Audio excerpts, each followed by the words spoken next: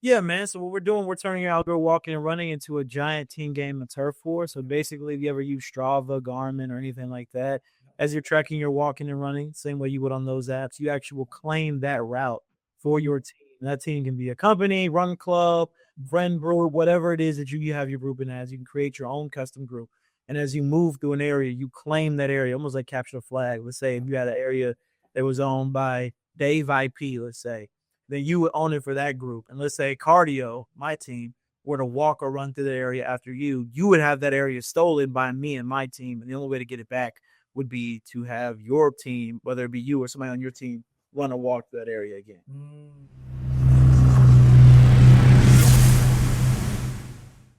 To another episode of Everything Intellectual Property. Today, we have a very special guest with us. This person has created a gamified fitness app that turns you and your audience into a big, giant turf war. Please help me welcome the founder of Cardio, Destin Bell. How's it going, Destin? It's going pretty good, man. How you doing? I'm doing pretty good. Now, let me ask you, because I know I said cardio, and it's spelled different with the whole car.io. Do you still pronounce it cardio? Oh, yeah, it's pronounced just like the word. Okay, no, perfect.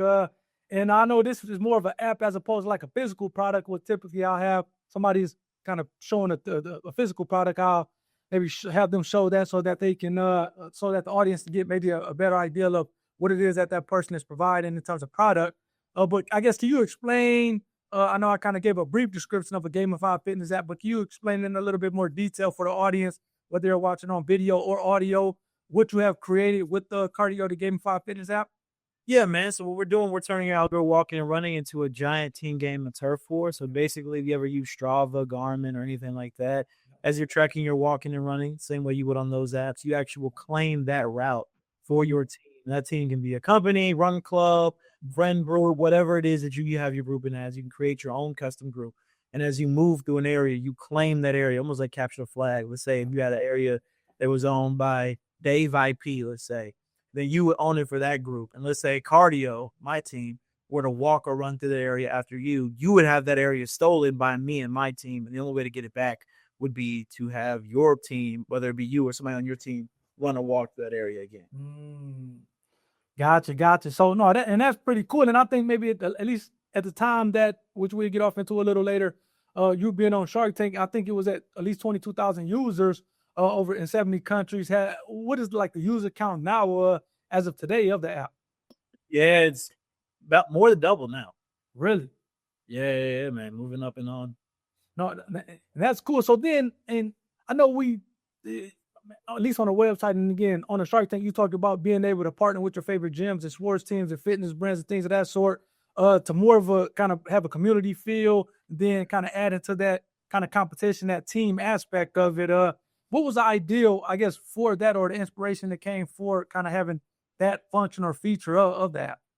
Well, I think the hard part about running as a whole, and that's why run clubs are popping up, is that it can be kind of boring and monotonous, tedious, and finding somebody to run with when you're not going to a run club is difficult because you got to find somebody who's willing to run on your schedule, who can be in the part of town that you're in, and who is at your general running pace or is willing to go down to yours in the case that they're not on the same pace. And it's a very difficult thing to do to find a good running partner. Yeah. That's why run clubs are seeing this big spike, because people find running in a group a lot easier to find somebody who's at your pace, who can hold you accountable and can make it more enjoyable and social of an experience. But again, run clubs, I mean, in a city like Austin, we got a ton of them. I'm sure in a big city like Detroit, also a ton of. But some people either can't wake up at 6 a.m. or go at 6 p.m. to a run club.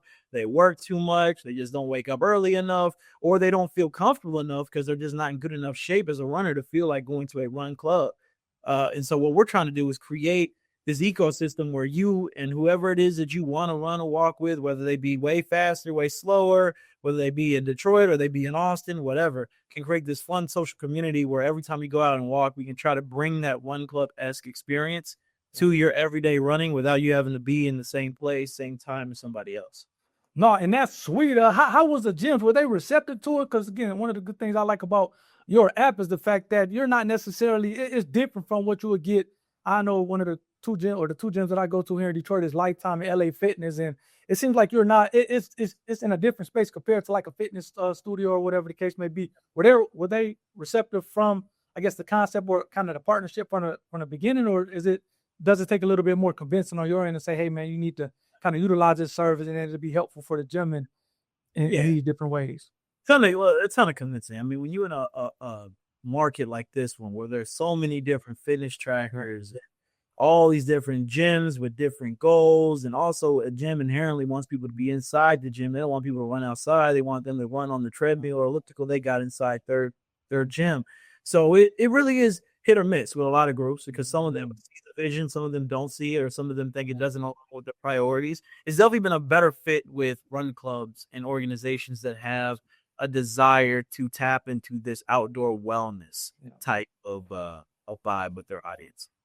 No, and that makes perfect sense. What was like the inspiration? I know a lot of times, at least from me doing these interviews and just kind of running, just even from personal practice as well, is typically when somebody is kind of creating something, whether it's a product or an app, or whatever the case may be, they're trying to solve a problem, maybe for their lives personally, or maybe for a friend or a family. Next thing you know, they have a product, they have a service, and they have a business. For you and cardio, what was like the inspiration to just kind of create the app? Yeah, the inspiration was the fact that I didn't like to run, man. Straight up. I just didn't enjoy the process. It was kind of boring to me. So, like I said, when you don't have somebody to run with, or that person's way fast, like I had a friend of mine who was, because COVID came around when I was a senior in college. And so I had a buddy who was my roommate, and he was a big runner. I was not, but we would go, and during COVID, during quarantine, because he couldn't go play basketball, couldn't go hike, couldn't go to the gym, we started picking up running. So we would go run. We just do a mile, but he would run his mile in like 5 minutes. I'd run mine in about 10. So he would be all the way down the street, and it basically turned into me running by myself. On top of that, I wasn't even kind of competitive with him on the speed level. So that wasn't any fun for me either. And I just didn't enjoy the process. So in my mind, the first thing I think about with any company idea that I have is, well, what problem am I solving? And I realized, all right, running is kind of boring. Running is usually solo.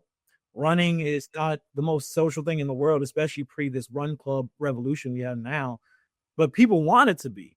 That's why people pay $200 to go run a race in some city they don't even live in, because they want to be a part of this big social community of people running. You could literally, like Austin Marathon was 2 weeks ago, you could literally run the same exact route as the Austin Marathon for free any day that you decide to. But people pay $200 a month and travel from out of state, even out of country, to run it, because they want to be a part of that community. And so when I thought about that, realizing how many people care about that, and how many more people run because of a reason, an objective, a desire beyond just running for fitness, I wondered, could you create that feeling at scale with a platform?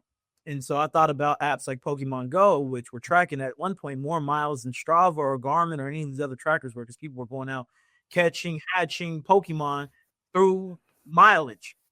Yeah. And I figured, man, if you can make a whole bunch of people who usually would be on their Nintendo DS or video game console in their garage or in their basement eating Doritos and drinking Mountain Dew, and getting those people to cover more miles than people who train for marathons, could you make running a Pokemon Go-esque game?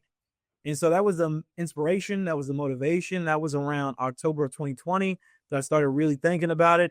And then, of course, a whole bunch of life stuff. I had just graduated college, middle of COVID. I was broke as a joke. I was living in my dad's spare bedroom on an air mattress, trying to figure out what I wanted to do with my life. I moved to Austin. I was living in Kentucky at the time.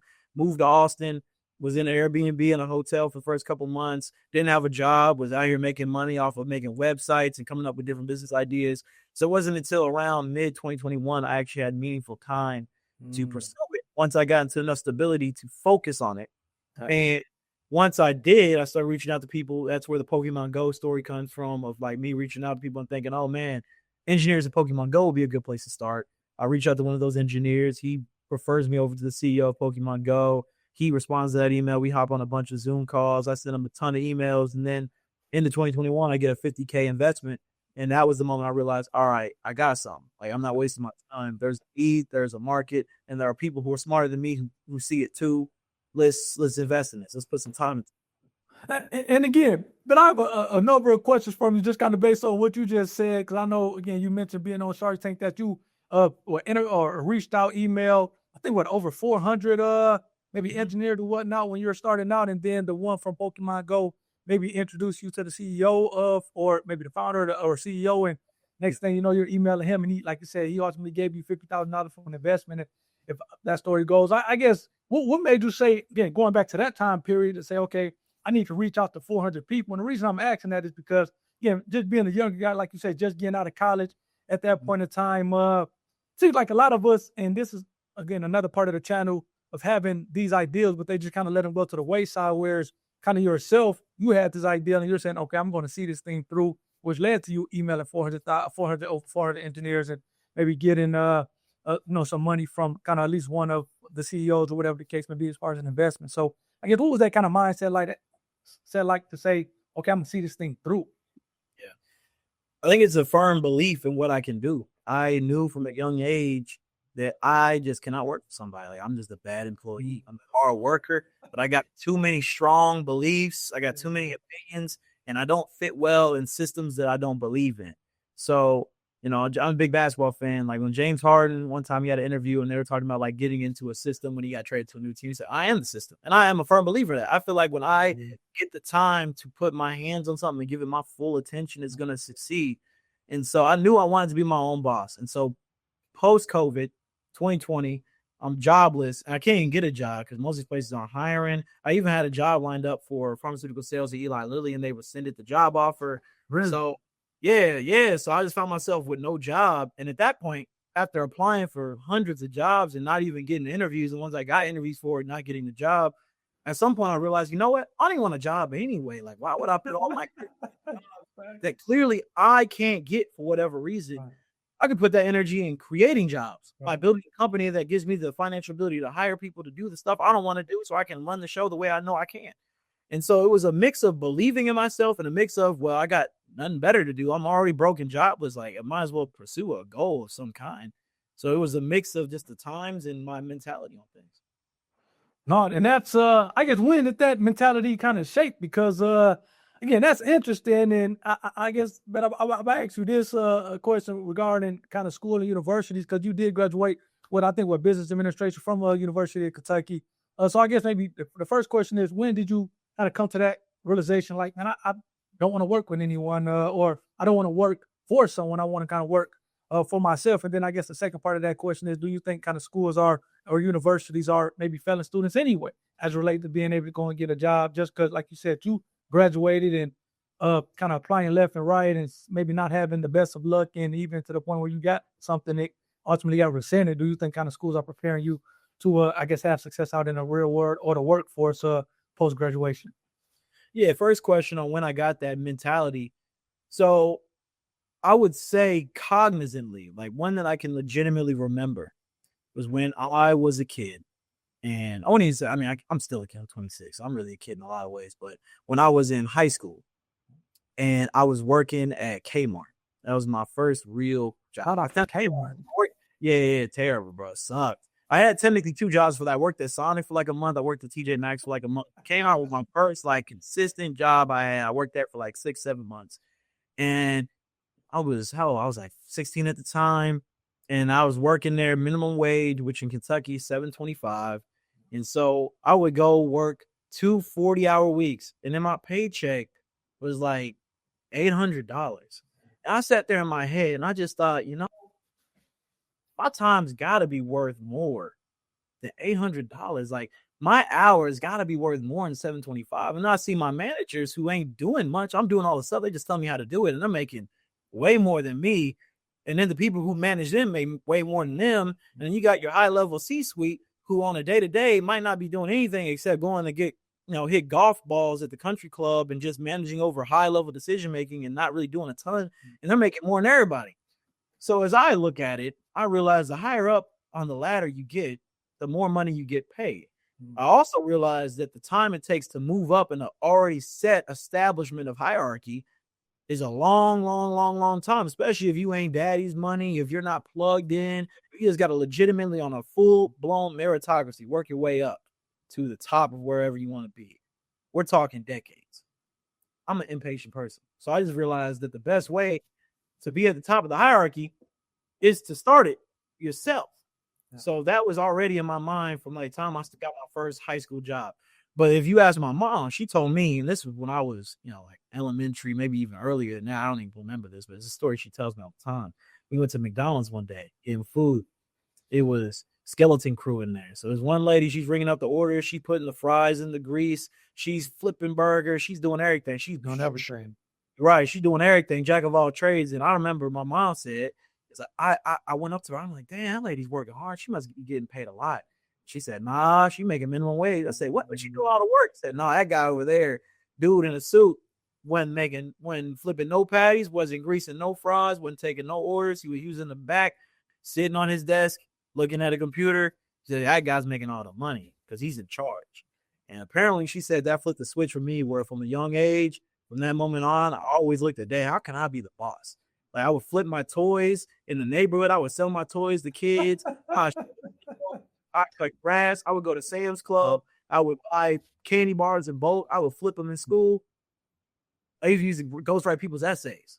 Like, I'll do whatever it took to be my own boss. Even if it was harder work, I would rather be my own boss and make the same than work for somebody else doing something I don't like and make the same. I'd rather have the autonomy with the potential to grow.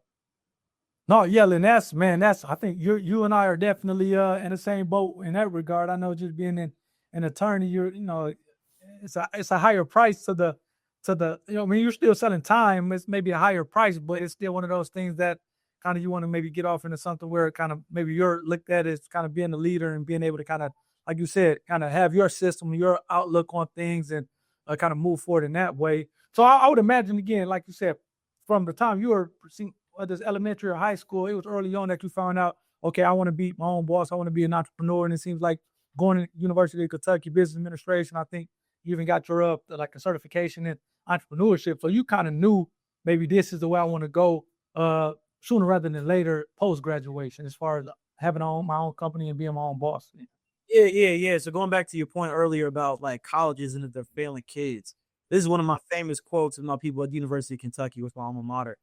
Because I was always in the entrepreneurial programs. I would go into the entrepreneurial classes. Even if I wasn't in, I would just sit in on them. I met all the entrepreneurial professors. They had a Von Allman Center for Entrepreneurship. We called it VACE. My freshman year, I walked in and said, I want to be an entrepreneur. What do I got to do? I don't even have an idea. I just want to be involved. I was like taking every step. So I became like this go-to young entrepreneur at college. I even got an award my junior year and most likely be a Fortune 500 CEO when I was a junior there. Nice. And so I remember one time we were at a dinner with this donor for the entrepreneurial program. And they brought me as a good example of like, because I had college companies and stuff like that. And I did all these things. I started Entrepreneurship Club. I was doing a lot of stuff. So people always come to me, like, oh yeah, we got this entrepreneur here. He wants to meet the students. Come, show them how great you are, that type of thing. So we went to go get dinner one time. We were talking about the University of Kentucky, which frankly, in my opinion, didn't invest in entrepreneurship enough. Especially considering all the proper dollars come from entrepreneurs or people who are like a step down from an entrepreneur who build a company versus accountants at a mid-sized firm are getting the money from people making millions, not hundreds of thousands or tens of thousands. Why not invest in making more of those people? That was my philosophy. Again, we can talk about that all day. I won't get into it. But I remember I told them, college is designed to make employees, not employers. I'm a firm believer in that. Yeah, for sure. Yeah. And I definitely agree with that. Like you said, I just think that it's just a different day and age. And again, people are still going to go to college, and I get it, and kind of go into the workforce. But maybe back then, I kind of think about it from what you just said, but also along another lens in terms of kind of the time changing. Because typically you would go and you can kind of ride out for a company for 30 years and get a pension and things like that. Whereas now, between maybe the pension not being there, at least when we get up there, as well as companies laying off and things like that, man, it seems like everybody should, even if you aren't not going to be an entrepreneur, to be maybe an entrepreneur, or kind of have some affiliation where you're not relying solely on this other thing to kind of provide for you and your family, because that could get taken away with the snap of a finger, and now you're kind of screwed. And we all got ideals and things that we want to do and kind of come out with anyway. So it seems like this is a good time to at least have something going on outside of kind of what you're maybe doing full time, and hopefully at some point what you're doing on the side kind of takes over what you're doing full time, if it kind of is successful enough. But it seems like, at least the way I look at it, man, this is maybe more of an important time than ever to try to have something else going on and kind of not rely solely on, okay, maybe getting an education and then kind of going off into the workforce just because that job may not kind of be there in a way that it was kind of long term ago. I guess, what's your thoughts on that? Yeah, well, my philosophy is that, especially at my age, this is the best time to take risk. When I graduated college, I had nothing. I had a 2007 Kia. I had car insurance. I got to eat. I didn't have an apartment. I didn't have health insurance. I didn't have life insurance. I definitely had no kids. I just felt like at that point, this is the most flexible I will ever be financially. Like if I lost everything right now, I'm not losing much. I'm losing, I guess, instead of going out and getting a $20 burger at Chili's, I'm gonna have to go to In-N-Out or McDonald's and get something off the dollar menu. That's not a big deal. I don't have a house I'm going to get foreclosed on. I have a wife and kid I can't provide for. I don't have a standard of life I built up with a nice car and the picket fence and the yard that I'm going to lose. So this, to me, felt like the best time. The problem that comes on, that's what, the golden handcuffs is all about, is that you get used to a certain lifestyle. I've been making $100,000 every year for the last 10 years. I got a house. I got the car. I got my lady. I got kids. I got membership to the Equinox gym down the street. I got a 401k. I got a pension. I got whatever it is you got. And then one day you got to decide, I just don't want any of that anymore because I want to go take a gamble on this startup idea. That would be a lot harder than, I got a 2007 beater Kia. I got maybe a couple $100 a month I spend on food. I spend about $100 on car insurance, and everything else is negotiable.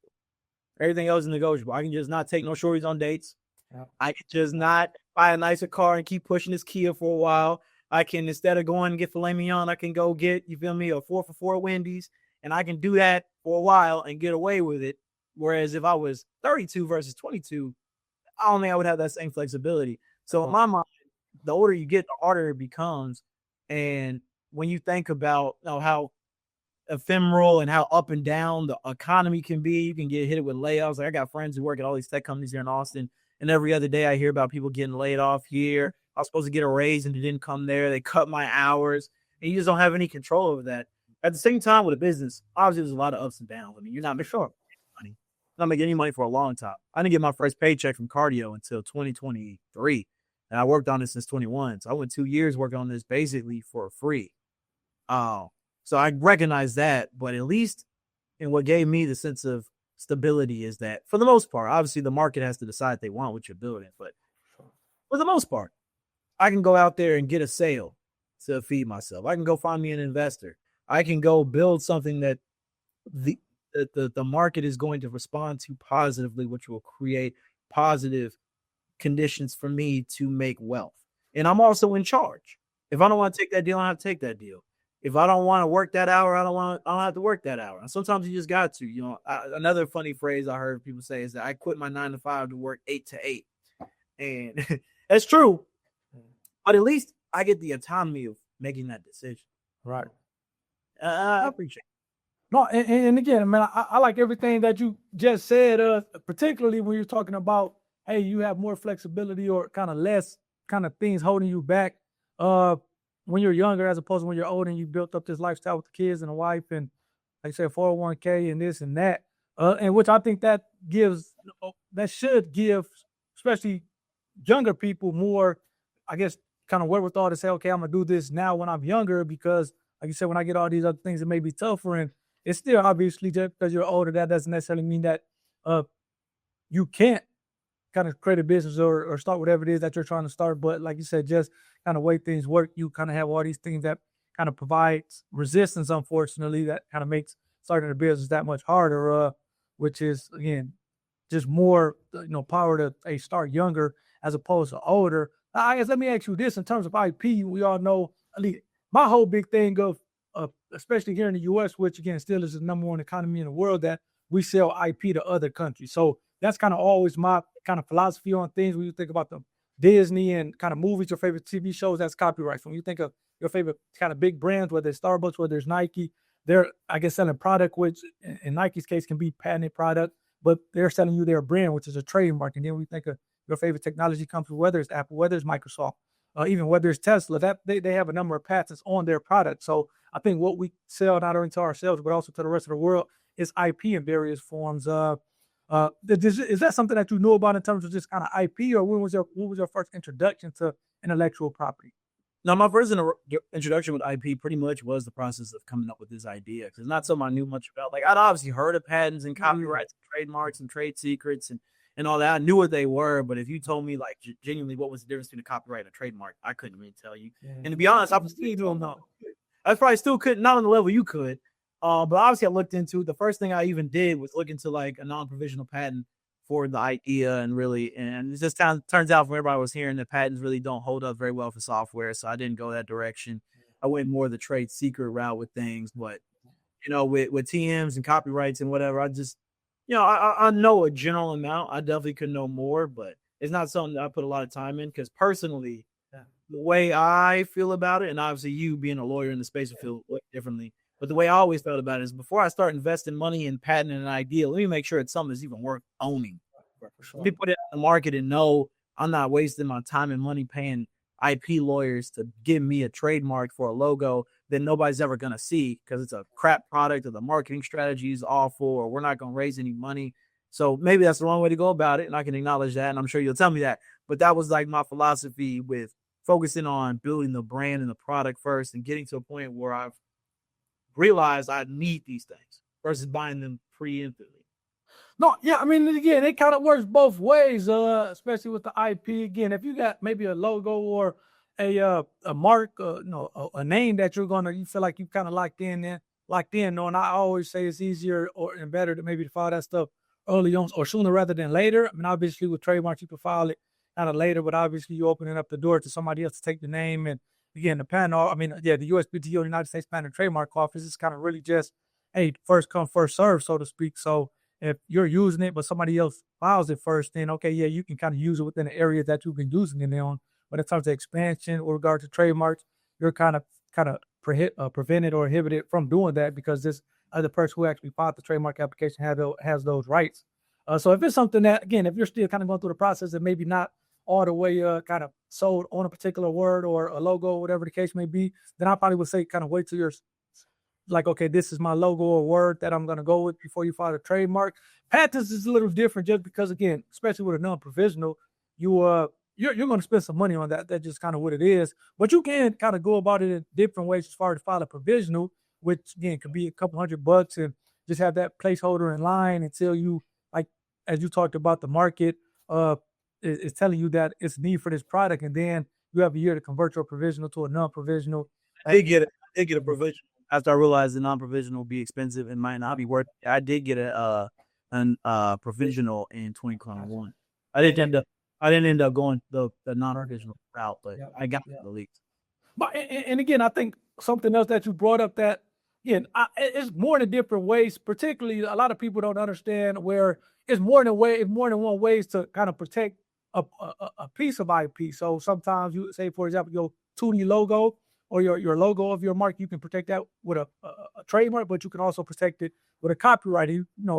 Maybe it's different reasons for protecting it one way compared to the others, which I guess your IP attorney would be able to talk to you about. Then the other thing that you talked about with the app, software, typically apps, because apps are a big thing. And I'm kind of dealing with some prospective clients where I'm telling them kind of the likelihood of success with trying to patent an app. But a lot of people don't know that you can get, number one, you can get a copyright on a code if you kind of want to disclose it or put it out there in that way. But also, as you talked about, the trade secret route. And a lot of people just don't know about trade secrets in terms of protecting it from others. Think like the formula for Coca-Cola, where it's like, okay, we all know it's kind of out there, but nobody knows what it is yet. Coca-Cola is making all this money based on kind of their drink that everybody loves. So from a trade secret perspective, if it's a process or a recipe or a system or whatever the case may be that kind of gives you economic advantage from you knowing it and other people don't know it, then keep it as a trade secret, put reasonable means of kind of protecting it in place. And like you said, you'll have a trade secret, which lasts forever as long as you can keep it secret. So particularly with an app, you can go the trade secret route, which it seems like you have done. Although some people have maybe kind of chose to do it, whether it's a copyright or the patent route, which again, that's, I guess, a business decision based on the likelihood of having success at that particular thing that you're protecting. So I don't know. I love the fact that you brought up the trade secret, because a lot of people wouldn't think of app and trade secret, getting a trade secret on the app. That's definitely something that you can do. It maybe is a good way to go, especially if you can't. They're probably not going to get patent protection on. Right. Yeah. Sure. So No, yeah. So and then I guess maybe kind of moving on. Then seems like do you have a trademark? Did you end up trademarking the name Cardio, or maybe did you not go that route at this point? Or Trademark for the name. Yep. I'm be honest. I still need to actually get a trademark for the logo. To be honest. Gotcha. Yeah, for the name. Yeah. No, and again, I mean, you talked about that it's difficult, right? Because as an operator, somebody who's building a business, you're kind of focused on the day-to-day operations of the business, not necessarily IT. Bro, I'm trying to stay in business. Right. Which again, that's a good point of it. Man, the reason, and again, my perspective obviously is unique, just kind of being an IP attorney. But the reason I'm saying that because it was a current event that I did. She was in Europe somewhere. I'm not sure if she was in. I think it was a country in Europe, and it was someone who had like a hairdressing or a salon or whatnot. And she had a number of salons that she was she was growing, so she was coming out with different salons, different locations, brick and mortar locations, and she forgot to renew her trademark. And I think it was L'Oreal who they had maybe a hair product that was kind of similar, the same as what her business name was. And when she ended up, the trademark went abandoned because she didn't pay the maintenance fees because she didn't renew it. L'Oreal ended up filing for trademark protection on it. And she's kind of spending all this money trying to still get ownership of something that she had already ownership of, but got to file a trademark application or renew her trademark. And she ended up having to kind of close stores that she had recently opened, spending the money trying to fight for her trademark with a big behemoth such as L'Oreal. And again, that's one of those things where like, okay, if somebody was kind of managing her IP portfolio and told her, hey, you need to protect this, that in that case had a negative impact on her business, being able to grow business because she's now spending money trying to kind of get her IP kind of protected. So yeah, I don't know. I understand, like you said, you're trying to focus on building a business, but definitely the IP is a part of it, and just making sure that kind of somebody is looking after that who's on your team. I guess with the Shark Tank experience, how did that come up? Did they reach out to you? I know it seems like it runs the gamut in terms of people applying multiple times and eventually get in, or the producer sometimes reach out to others. I know you're a little early on in the process when you got on Shark Tank, but how was that? How did that experience come about? Yeah, it was completely random. They reached out to me, actually. It was like random DM on LinkedIn. So I got that DM. It was like April of 24, filmed in June of 24. But it was so random. It was a guy I had no mutual connections with, never connected with, never heard of the guy. And it just said in the subject, it's like season 16 Shark Tank. And it said, hey, man, saw your app. But he didn't even say like the name of it. He said your platform. I'm like, oh, that sounds generic. It sounded like somebody was just sending out like a blurb to somebody. So I followed up a couple of days. I didn't even respond immediately. I just thought about it for a weekend because it was a Friday night. He sent it. I was like, Monday. I was like, screw it. You know what? If it goes nowhere, whatever. If it does, then obviously it'd be life changing. It turns out dude was legit. Hop on a Zoom call. He breaks it down, tells me he's a recruiter for the show and production. He gives me all the information I need to get set up with application, background check. And then we go through the process. I submit my materials. I do my practice pitches. And then 2 months later, I'm in Los Angeles in front of the Sharks pitching. And the rest is this. So it seemed like it was really boom, boom, boom, just like that. As opposed, like I said, some people have to go through all these different kind of tryouts, so to speak, and then they still may not go on. It seems like yours, boom, boom, boom. Did it have that impact that you thought it would have? I know you had talked about it kind of being a life-changing opportunity.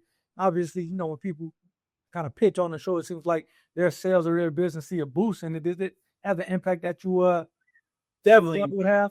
Yeah, I mean, thousands of downloads, a ton of new partnerships, a ton of new run clubs added to the roster. It also just makes us look a lot more official. When you say, oh, yeah, we're a Shark Tank company. On top of that, we got to deal with the Sharks. That's new money. That's new partnerships. That's new people we can lean on for expertise, advice, all the different type of stuff. So, yeah, across the board, it was just a very, very, very great opportunity for us. And, I mean, we're still reaping the benefits of it now. So, episode actually re-aired a week and a half ago. So really, yeah, re-aired on the 14th on Valentine's Day. So we got like downloads off of that off the re-air. So I mean, it's great. It's a great opportunity.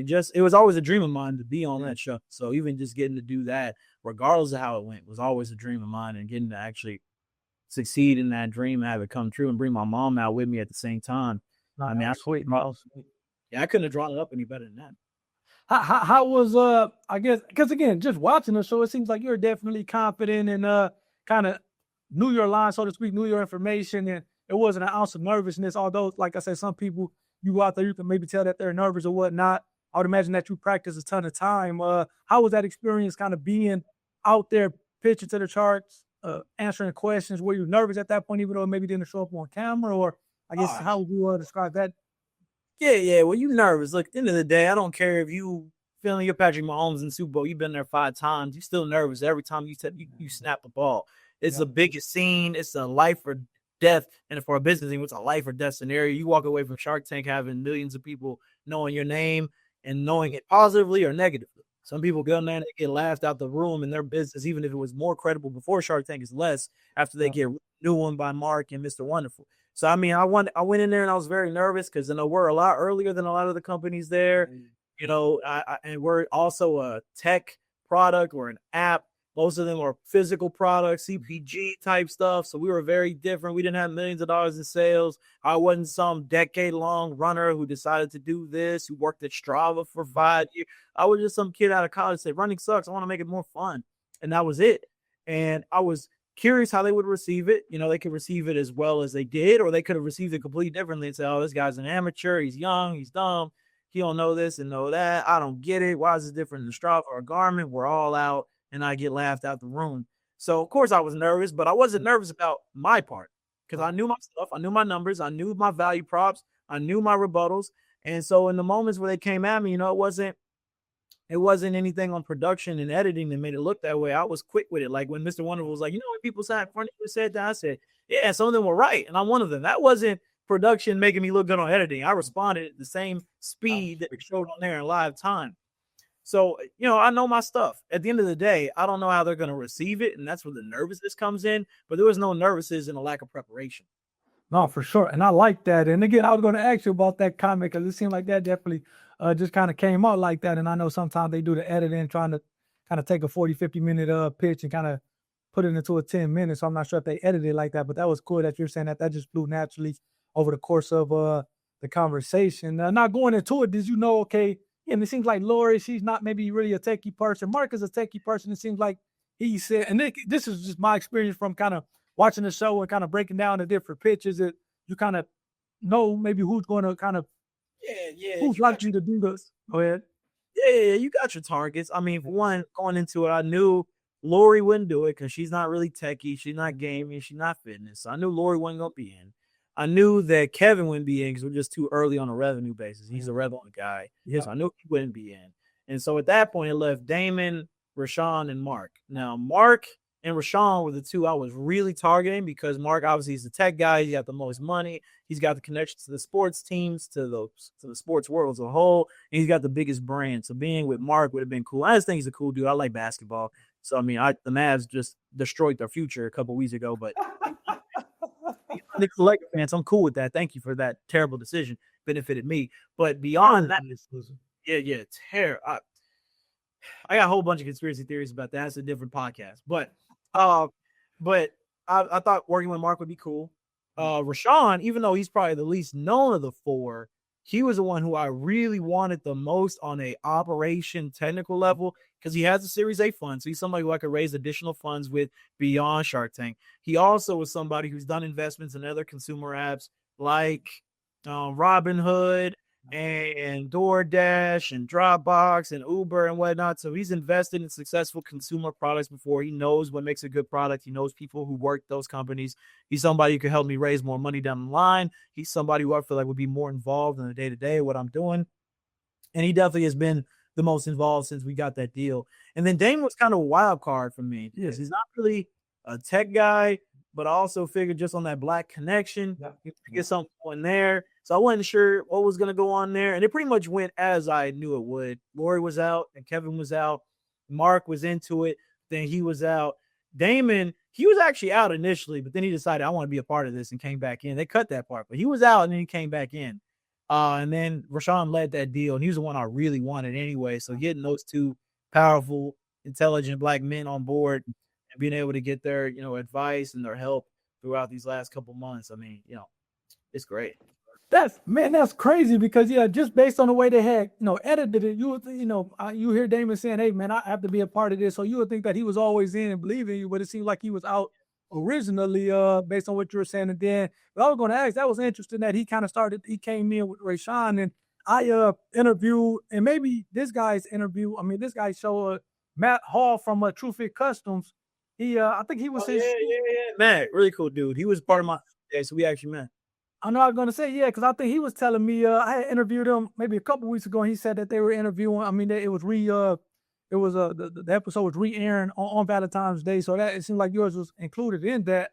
But I think he also got to deal with Rayshawn, and he said Rayshawn is just a super cool dude. Was that kind of give you experience? I went to his house in Atlanta. He flexed on me. He did for sure. But no, he's a really cool dude. Like, I genuinely got a lot of love and respect for Rashawn. He's a great dude. Daymond as well. I get less FaceTime with him than I do with Rashawn, but also both of them just been real helpful, real good dudes. I got to hang out with both of them in person since we closed the deal. Real cool dudes, people who I can, shoot a text to, and they give me some support and help. And obviously the money never hurts too. So as a whole, I'm very grateful for the opportunity to have been there and get a deal with two men who I look up to. So I just got to make good by them by, getting this to the finish line. But yeah, man, it's great. No, that's sweet. Like you said, it seems like Rayshawn has a lot of experience in whole software and kind of dealing with that. So it seems like you definitely got two rock stars, and the fact that they're both African American, and you guys kind of really connect on that level as well. And obviously they're extremely successful. I would imagine that Rayshawn house is it's crazy. Crazy big. You see, like you're fully reflecting on. It's nice, bro. It's very nice. Nice. So then, again, you had talked about it a little earlier. I always like to ask the guests, and again, it's a two-part question as far as what was the biggest challenge that you had to overcome up until this point in time? And then on the flip side of it, what was probably the biggest breakthrough from your standpoint? Again, you talked about you have the ups and the downs of business, so it's more of like a sine wave as opposed to just a linear progression from start to finish. So it was like, you getting that initial 50K grant money, was that maybe a big breakthrough for you, or was it another moment in a business that was even more a big breakthrough? And like I said, on the flip side, what was probably the biggest challenge that you had to overcome since kind of doing this from in 2020? Yeah, man. The whole journey is a bunch of breakthroughs and setbacks. The entire journey is nothing but breakthroughs and setbacks. Every day feels all one or the other. Sometimes you get both in the same day. So, if I had to sit here and say the biggest breakthrough, it would definitely be the Pokemon Go 50K in 2021. Because without that, I didn't have the money to invest in this business. I didn't have the cosign of anybody super reputable on a financial level, because that money got us our CTO, and that money paid for the first year of development. That money gave us the clout to be able to get into the accelerator we got into a couple months later. This beyond even the 50K itself, just being able to go to people. Same thing with Shark Tank. Like 150K in the grand scheme of startups is not a ton of money. But being able to say we got a deal with two sharks on Shark Tank, and we were the season premiere episode, and people watch my pitch and say, oh, man, this kid is legit. Like, the opportunities that come from that alone, regardless of the money, are just, exponential. So, a ton of breakthroughs. Shark Tank, obviously, our first VC deal, getting my CTO, hitting, our first 1,000 active users, and then 10,000, and then even just getting reached out to by somebody on Shark Tank. Because applying is one thing and getting it, but somebody reaching out to you is like, oh man, we're doing something. Like the brand is wrong. Somebody thought about me, little old me, for their international TV show. So, there's tons, but I would say that the Pokemon Go one is the biggest, because that's the domino that started the entire chain of events. So without that one, there would have been none of these. And then I'd say biggest challenge, again, so many of them, I'd say the hardest has just been finding the right people. It's difficult to find talented people who you can afford on a startup budget, who really believe in the vision of what you're doing. It's a problem that I'm still running into now, just getting the right people behind the scenes in the trenches with me, who got the same level of commitment and affinity towards what we're doing, the skill sets to see that through. So, that's the hard part. And that's what kills most startups, is hiring the wrong people or not finding somebody to hire at all. No, and I definitely agree with that. And I was actually going to ask you about that, because as you look at your website, particularly for a startup, it's different than most websites. Whereas, like you said, most startups, they're trying to figure it out. Maybe they can't hire somebody, or they're hiring maybe the wrong people or bad people. But it seemed like in your case, even though you're a startup, it seems like, man, you have an actual team in place. So you have the C-suite, you have a number of advisors, and it's not just one or two advisors. You have a number of them So I was going to ask you in terms of kind of how was that process picking those, and was it difficult? Was it kind of easy or not easy? But was it easy? But it seems like you were able to manage it all, at least up until this point in time. Yeah, I mean, extremely difficult, extremely difficult process. Like I said, 400 DMs, I didn't send it for fun. It was because I needed to send 400 to find somebody. So it wasn't an easy process, especially because, I'm from Kentucky. I ain't from one of these big tech hubs like a New York or a San Francisco or anything like that. So I'm not running into amazing devs casually down the street or at my gym or whatever every other day. I was meeting people through LinkedIn DMs. I was connecting with people through referrals, through email intros and all these different things. It was a very difficult process to find people. It's probably the hardest part of a startup. The idea is easy. Putting in the effort even is easy-ish, but finding people is hard. You got to find people who are worth a lot more than you can pay them, who are invested in what you're doing enough to work hard, quit their job, or if they're not quitting their job, put in full-time hours on top of the full-time hours they're already doing because they believe in the vision that's not theirs originally. And that's very difficult. It's a very hard thing to do. No, yeah, definitely. I'm telling you, that startup, and I agree with 100% everything that you just said. That kind of startup life is difficult, especially because you're trying to, as you put it, you're trying to find amazing people at maybe less than amazing kind of opportunities, or in terms of what you're going to pay them or whatever the case may be. So at that point, they really have to see the vision and kind of really believe in you as a person, which it may be difficult at times, but like I said, it seems like you're kind of handling it, or at least managing it well, which is a good thing. Let me ask you this, and these maybe kind of the final 2 questions, or maybe a final 3 questions. Number one, what's like the goal of the company? Because obviously bringing in somebody Rayshawn, and it seems like Rayshawn is big with maybe kind of the exits and whatever the case may be. So is this something, again, obviously you don't have to answer if you don't want to, or maybe even don't know, but from like a long-term vision, is it to maybe kind of have an exit? Is it to continue to run it? Like what's like the long-term business up? It's definitely an exit. I mean, I got bigger dreams than just getting people to run in circles. Obviously, it's a noble goal. Getting people to be healthier is great, but I want to, I feel like this is my first base hit. I want this to be a successful exit, make a good enough amount of money off this to call it a win, and then move on to whatever my next thing is. So definitely would be an exit. No, and that's good. And it seems like, hey, that's one of the things about entrepreneurs, man. They kind of do something, and then, like you said, they kind of, I won't say move on with it, but they kind of have a successful exit, and then as I move on to the next thing, it seems like that's where the mindset is. And then I guess maybe, the final 2 questions: what advice would you give to aspiring entrepreneurs? It seems like, and one of the things that I failed to mention or wanted to ask you, as far as I know you had talked about it on the show, is having a list and being able to overcome that from a public speaking standpoint. So yeah, just somebody who's trying to maybe get into entrepreneurship, but they're kind of doing this whole double dutch thing. Like, do I jump in? Do I not? Everybody seems like have ideas, services, businesses that they want to kind of come out with. But what advice would you give? Given everything that you've been through, what advice would you give to somebody who's maybe looking to get off into it, but just haven't made that jump of faith or leap of faith for whatever reason? Yeah, I mean, I wish I could say something super profound, but to be honest, the only thing I could tell somebody is that if you really want to do it, you just got to take that leap. Now, obviously, don't go out, just quit your job at the first inkling of an idea.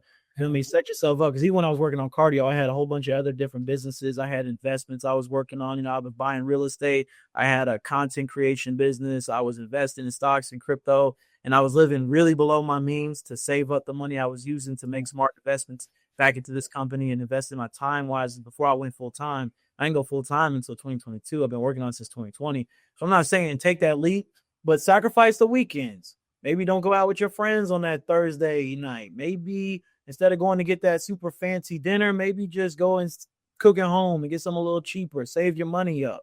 Be smart about your investments. I know that 2007 Kia ain't as flashy as the 2020 Tesla, but if you want to invest in yourself in the future, delay gratification on that thing.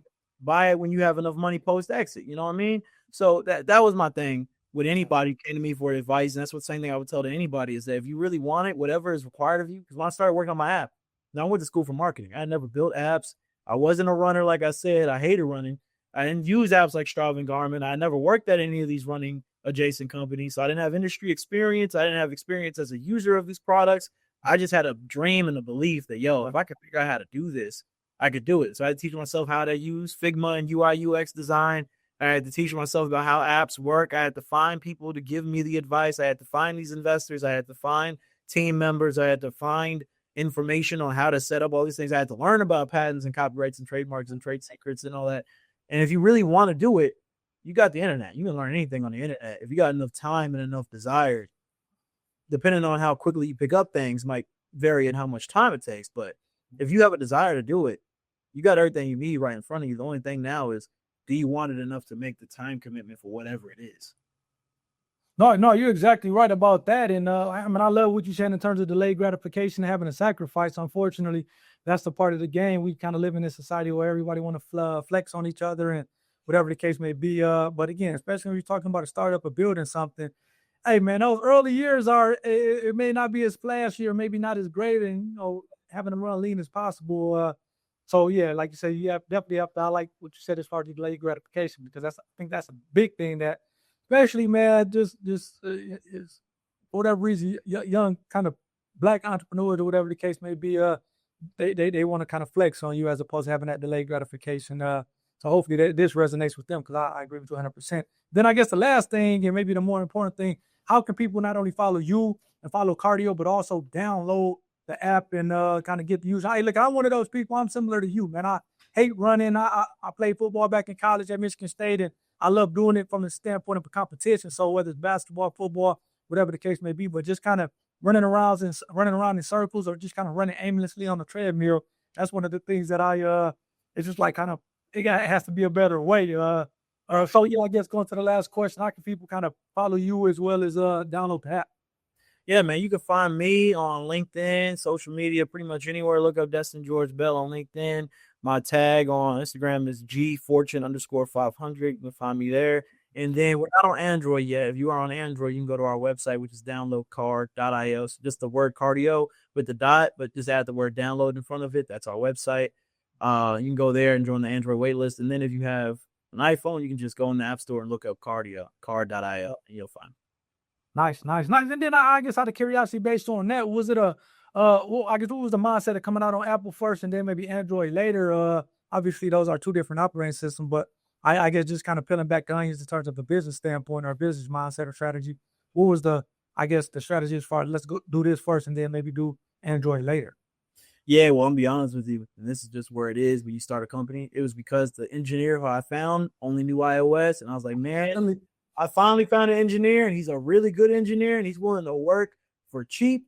And the only thing he can do is iOS, but he can make a damn good iOS app. So you know what? We're gonna start iOS. I wish I could tell it to you better than that, but that was the whole philosophy. Hey, but that's the real and raw and uncut, man. At times you got to kind of make do with what you got, and then at some point later on, like you said, being able to kind of go from there, expand from there. So just the realities of running a startup, and like I said, taking what you got and making the best out of it. So that's real and raw, and I appreciate that.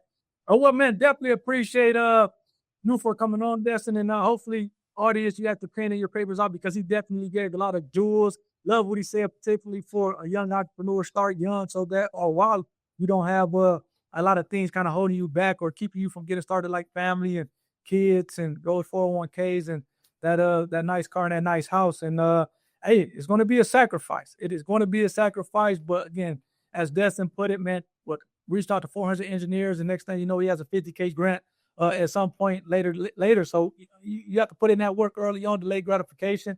Don't go out and go to that expensive restaurant and buy that new expensive whip at the beginning. Sometimes you gotta have that delayed gratification, and maybe it's gonna a couple more days on that top ramen noodles. Put some hot sauce, some butter on it, you'll be just fine. How about some hot dogs you got to? Right. You'll definitely make it work. And then once you get a chance to kind of have that successful exit, then maybe you can have a nice steak dinner or something. So hopefully you guys enjoyed this one. You had your papers and your pens out and you took great notes, and I'll catch you guys on the next one. Take care.